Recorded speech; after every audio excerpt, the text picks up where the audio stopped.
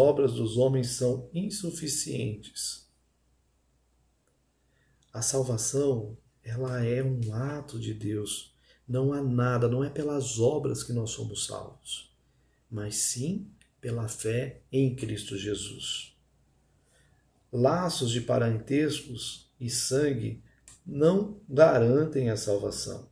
Mesmo sendo da linhagem de Abraão, os edomitas, descendentes de Esaú, foram vizinhos e perseguidores do povo de Israel.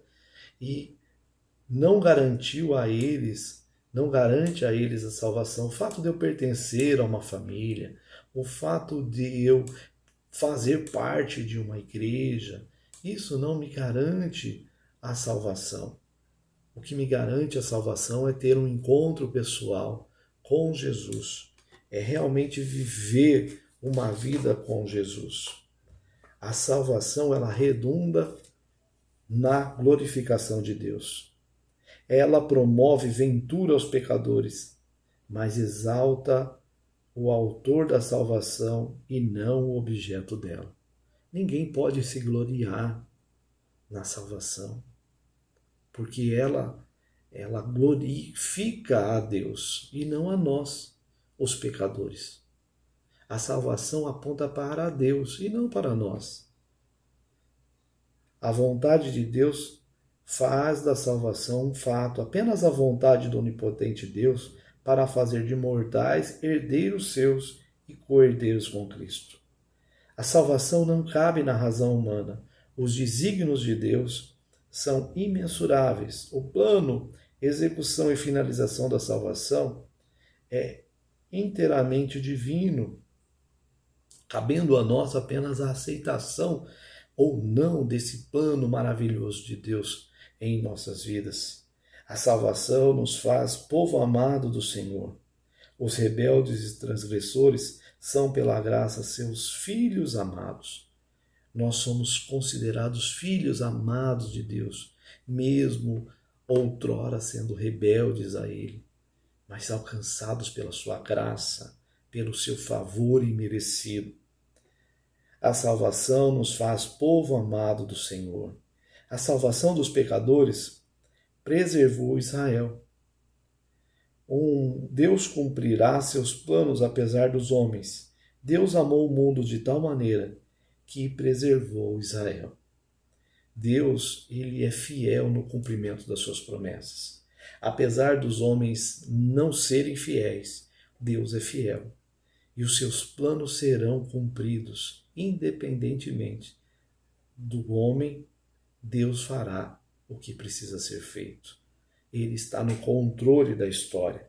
A salvação é um ato de justiça pela fé. A justiça dos homens não passa de trapos de imundície, mas a salvação é fundamentada na justiça divina e não na dos homens.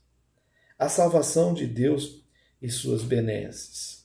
Paulo apresenta as duas grandes verdades centrais do Evangelho. Quão pecadores somos e quão amoroso é Deus. A união dessas duas verdades produz a salvação pela graça divina.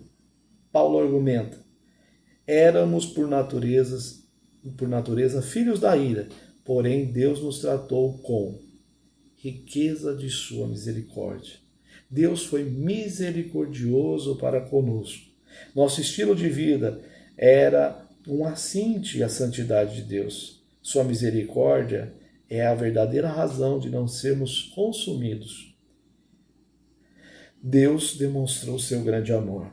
A ação de Deus benfazeja pelos pecadores é justificada apenas pelo seu grande amor. A morte de Jesus é a prova desse amor. A vida com Cristo. Jesus é o pão da vida, água da vida, ressurreição e vida. Veio para termos vida e vida em abundância. A salvação nos faz habitar em lugares celestiais. A salvação pela graça, mediante a fé em Cristo, outorga uma grande dádiva. Não tem a ver com bênção do mundo aqui, mas com lugares celestiais. O apóstolo elucida para que seus leitores a fonte da salvação. O pronome demonstrativo isto é referente à fé não é referente à fé, nem à graça, mas à salvação. As boas obras não salvam, mas são fruto natural de quem já é salvo. Porque pela graça nós somos salvos, por meio da fé. E isso não vem de nós, é dom de Deus. Não vem das obras para que ninguém se glorie. Mas uma vez salvos e com a ação do Espírito Santo em nós, podemos produzir boas obras que glorifiquem a Deus e que façam da nossa vida uma vida alicerçada no poder do Senhor. Meus queridos, nós temos esse presente à nossa disposição, a salvação que Deus nos outorgou.